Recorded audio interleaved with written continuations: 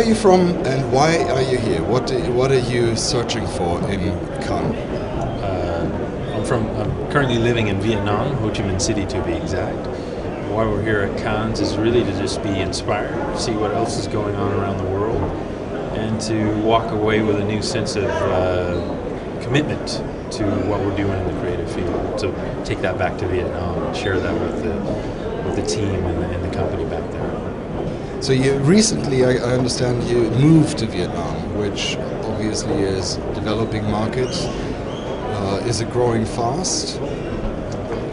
Vietnam is probably one of the last true emerging markets in Asia. It is hot on the heels of China and India.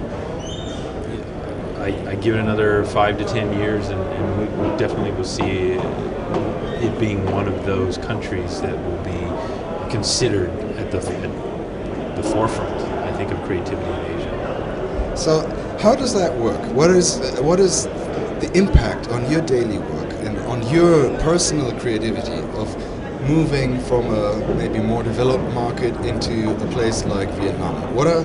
Do you see that there's things that are very similar, and there are things that are totally different? And how do you manage that? Well, it's definitely not anything that you could comprehend going from, say, a first world country like the U.S. and then going to a place like Vietnam.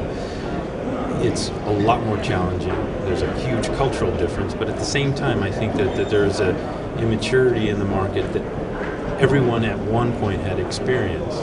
So it's just a cycle. So they just happen to be at the bottom of the cycle, and they're moving their way up towards the top. And what's the role of technology in your daily work or in your life? I think just like any others, we use Facebook to talk to some of our clients. We engage in Twitter and report through daily tweets to show some inspiration.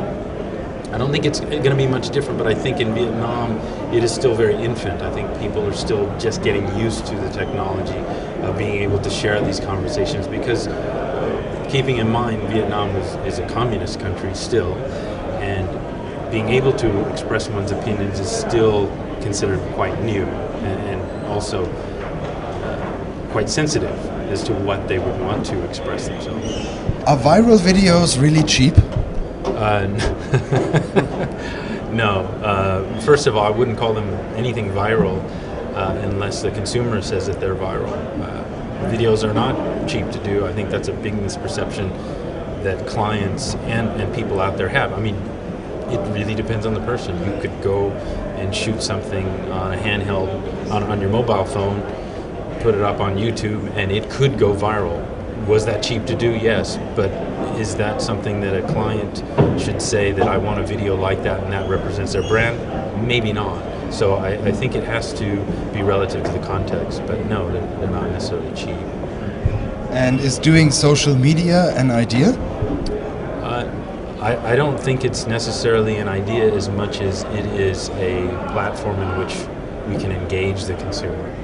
But it's definitely not an idea. You can weave an idea in how that social media works for you, but it is not an idea in itself in terms of if I went to a client and said we're going to open up a Facebook page, that's not an idea.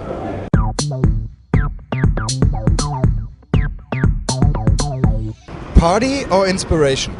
Inspiration. Party. Beach or seminar? Beach. I mean, we don't get seminars on the beach. I would go seminar, and then beach.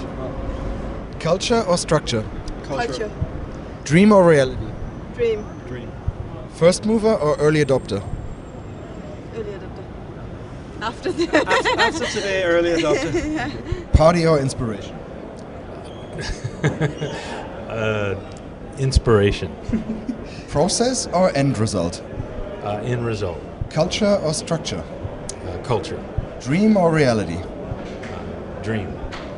First mover or early adopter? First mover. FaceTime or Facebook? FaceTime. And yesterday or tomorrow or today? Tomorrow.